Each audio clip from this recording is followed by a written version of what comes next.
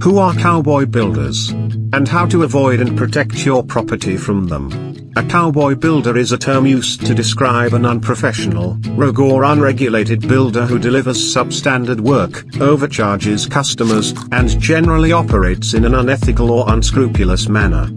1. Be cautious of extremely low prices, as they may indicate subpar workmanship or the use of cheap materials. 2.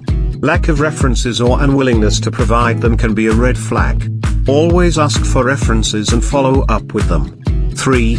Cowboy builders often insist on cash payments, as it allows them to avoid taxes and makes it difficult to hold them accountable. 4. Check if the builder has a credit account with reputable suppliers. This can indicate their reliability and professionalism. 5. Conduct thorough research online, including checking reviews and ratings on websites and social media platforms. 6. Utilize resources like Companies House to verify the builder's legitimacy and financial stability. 7. Trust your instincts and be wary of builders who pressure you into making quick decisions or use high-pressure sales tactics. 8. Obtain detailed written quotes that clearly outline the scope of work, materials, and costs involved.